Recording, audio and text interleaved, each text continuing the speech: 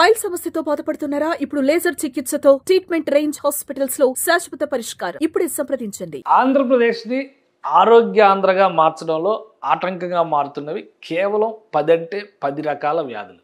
ఈ 10 రకాల వ్యాధులే ఏపీలో 80% రోగాలకు కారణమవుతున్నాయని రాష్ట్ర ప్రభుత్వం విశ్లేషించింది. దీనిపైన ముఖ్యమంత్రి చంద్రబాబు నాయుడు సమీక్ష, ఆ తర్వాత జరిగినటువంటి చర్చల సారాంశాన్ని బట్టి చూస్తే ఈ 10 రకాల వ్యాధులే ఆంధ్రప్రదేశ్లో వివిధ జిల్లాల్లో విజృంభిస్తున్నటువంటి పరిస్థితి ఉంది. అసలు ఆ 10 రకాల వ్యాధులు ఏంటి ఒకసారి విశ్లేషించేటువంటి ప్రయత్నం చేద్దాం. ఇది రాష్ట్ర ఆరోగ్య శాఖ ఇచ్చినటువంటి నివేదిక ప్రకారం leading 10 diseases accounting for 80% of disease burden. అంటే ఆంధ్రప్రదేశ్లో వైద్యానికి సంబంధించి ఎక్కువ ప్రాబ్లం ఫేస్ చేస్తుంది ఈ 10 రకాల వ్యాధులకు సంబంధించి. ఇందులో కార్డియోవాస్కులర్ డిసీజెస్, డయాబెటీస్ మిల్లెటస్, అలానే respiratory diseases, infectious diseases, chronic kidney disease, ఇవన్నీ కూడా కేటగిరైజేషన్. కానీ ఉన్నటువంటి జబ్బులు ఏంటి అనేది ఒకసారి మనం విశ్లేషించే ప్రయత్నం చేద్దాం.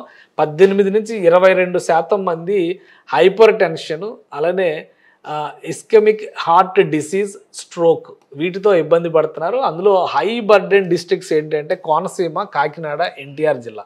సో ఈ 3 జిల్లాల్లో పెద్ద ఎత్తున గుండె సంబంధిత వ్యాధులు, హైపర్ టెన్షన్ అనేది ఆంధ్రప్రదేశ్ని వణికిస్తున్నటువంటి సమస్యగా మనం చూడాల్సింది. అలానే ఆంధ్రప్రదేశ్లో మహిళలు ఎక్కువగా ఇబ్బంది పడుతున్నది హైపర్ టెన్షన్తోనే అనేటువంటి అంశాన్ని కూడా రాష్ట్ర ప్రభుత్వం ఈ నివేదిక ద్వారా తెలియజేసింది. మీరు చూస్తే ఈ డార్క్ షేడ్ కోనసీమ, ఇటు ఎన్టీఆర్ జిల్లా, ఏలూరు, వెస్ట్ గోదావరి, కృష్ణా జిల్లా, గుంటూరు పార్ట్, ఇవన్నీ కూడా ముఖ్యంగా మహిళల్లో పెద్ద ఎత్తున ఈ కేసులు నమోదవుతున్నట్టుగా చెబుతున్నారు.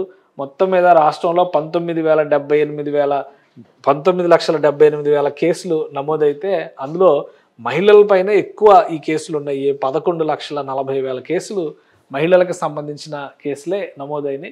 సో హైపర్ టెన్షన్ అనేది ఆంధ్రప్రదేశ్ని వణికిస్తున్నటువంటి ఒక డిసీజ్గా చూడాల్సినటువంటి పరిస్థితి ఏర్పడుతుంది. ఇక మొత్తంగా జాబితా పరంగా మనం ఒకసారి చూస్తే కనుక ఏపీలో ఉన్నటువంటి ఈ వ్యాధుల జాబితాలో హార్ట్ డిసీజెస్ తర్వాత, హైపర్ టెన్షన్ తర్వాత స్థానాలని ఏ వ్యాధులు చూస్తున్నాయనేది చూస్తే కనుక high prevalence due to life style factors, అంటే ఇవన్నీ కూడా డయాబెటీస్ లాంటి వ్యాధులు వచ్చేటువంటి కేటగిరీ. అది 12 to 15% ఉంది. గుంటూరు, ఎన్టీఆర్, కృష్ణా జిల్లా, అంటే ఇది ఉమ్మడి కృష్ణా జిల్లా, ఇది గుంటూరు జిల్లా. గుంటూరులో సగం జిల్లా అనుకోండి, ఇప్పుడు విభజించిన గుంటూరు జిల్లా.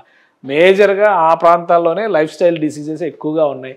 సో ఆ ప్రాంతాల ప్రజలు ఎక్కువ ఆలోచించుకోవాల్సిన పరిస్థితి కనిపిస్తుంది. ఇక 10 to 15%, 10 నుంచి 12% సిఓపిడి, ఆస్తమా, ఇవన్నీ కూడా శ్వాస సంబంధమైనటువంటి వ్యాధులు అనమాట.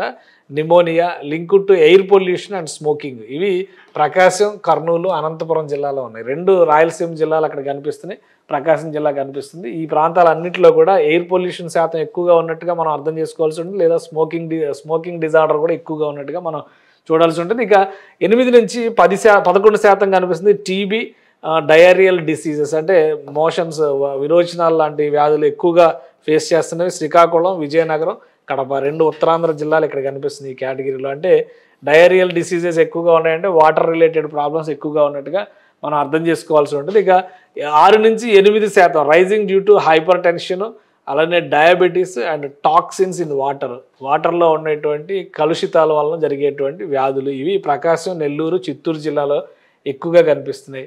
నెల్లూరు, చిత్తూరు, ప్రకాశం 3 వరుసగా ఉండేటువంటి జిల్లాల్లోనే ఆ ఏరియాలో వాటర్ సోర్సెస్లో ప్రాబ్లం ఉన్నట్టుగానే చూడాలి. ఇక 5 నుంచి 7% చూస్తే కనుక cervical, breast and oral cancers, tobacco related issues, అంటే ఆ ప్రాంతాల్లో ఎక్కువ టొబాకో కన్జంప్షన్ ఉందే అనుకోవాలి. గుంటూరు, కృష్ణ, విశాఖపట్నం. గుంటూరు, కృష్ణ అంటే ఇక్కడ గుంటూరు అయితే వర్జీనియా పొగాకుకి పంటలు పండించడానికి పెట్టింది పేరు కాబట్టి వాళ్ళు అక్కడ ఉపయోగించేటువంటి అలవాటు కూడా ఎక్కువ ఉందని మనం అర్థం చేసుకోవాల్సి ఉంటుంది. సో ఆ ప్రాంతాల్లో ఉన్న వాళ్ళకి క్యాన్సర్స్ రిలేటెడ్ సమస్యలు ఎక్కువగా వస్తున్నాయి. 5 నుంచి 6% మంది ఎనీమియా, ప్రీటర్మ్ బర్త్స్, అలానే మాల్ న్యూట్రిషన్, ఇవి ఉత్తరాంధ్ర జిల్లాలు కనిపిస్తున్నాయి. విజయనగరం, శ్రీకాకుళం, ఇక్కడ చూస్తే అనంతపురం. సో రాయలసీమ వెనకబడిన ప్రాంతాలు మాల్ న్యూట్రిషన్ అంటే పౌష్టికాహార లోపం ఉంది కాబట్టి, అలానే ప్రీటర్మ్ బర్త్స్, ఇవన్నీ కూడా ఎనీమియా, రక్తహీనత లాంటివన్నీ ఇక్కడ కనిపిస్తున్నాయి. ఈ ప్రాంతాల వాసులు చూసుకోవాల్సినటువంటి, జాగ్రత్త పడాల్సినటువంటి పరిస్థితి. అలానే 4 నుంచి 5% depression, anxiety, alcohol use disorders, ఈ కేసులు కూడా ఎక్కువ కనిపిస్తున్నాయి. విజయవాడ, విశాఖపట్నం, కడప, ఇవన్నీ మోస్ట్ డెవలప్డ్ ఏరియాస్ అనుకోవాలన్నమాట. ఇక depression, anxiety, alcohol use disorders అంటే ఎక్కువగా మద్యం ప్రియులు అక్కడ ఉన్నారని మనం అర్థం చేసుకోవాలి. ఇక 3 నుంచి 5% చూస్తే డెంగ్యూ, మలేరియా, అలానే చికెన్ గున్యా, మాన్సూన్ లింక్డ్ ఇష్యూస్ ఇవి ఎక్కువ గిరిజన ప్రాంతాలు కనిపిస్తున్నాయి. ఇందులో ఏఎస్ఆర్ జిల్లా, అల్లూరు సీతారామరాజు జిల్లా, విశాఖపట్నం, ఈస్ట్ గోదావరి బహుశా ఎక్కువగా కూడా వర్షాల వలన వచ్చేటువంటి వ్యాధులుగా మనం వీటిని చూడాలి. అక్కడ ప్రబలేటువంటి వ్యాధులు అన్నీ కూడా ఎక్కువ దోమలతో ప్రబలేటువంటి వ్యాధులే కనిపిస్తున్నాయి, డెంగ్యూ, మలేరియా, చికెన్ గున్యా.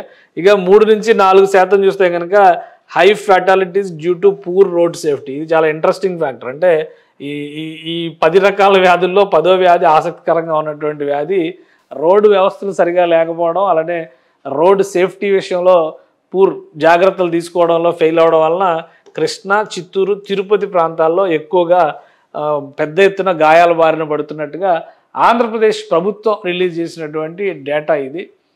వ్యాధి సంబంధమైనటువంటి అంశాలు కొన్ని అయితే లైఫ్ స్టైల్ వల్ల వస్తున్నటువంటి డిసీజెస్ శాతమే ఎక్కువ కనిపిస్తున్నాయి. కొన్ని జిల్లాల్లో అయితే పూర్తిగా హైపర్ టెన్షన్తోనే ఆడవాళ్ళు ఇబ్బంది పడుతున్నటువంటి పరిస్థితి ఉంది. సో ఆంధ్రప్రదేశ్లో ఆరోగ్యాంధ్రని ఆవిష్కరించాలంటే లైఫ్ స్టైల్లో చేంజెస్ రావాల్సినటువంటి పరిస్థితి కనిపిస్తుంది. కొన్ని చోట్ల నీటి కాలుష్యాన్ని, గాలి కాలుష్యాన్ని తగ్గించుకోవాల్సినటువంటి పరిస్థితులు కనిపిస్తున్నాయి.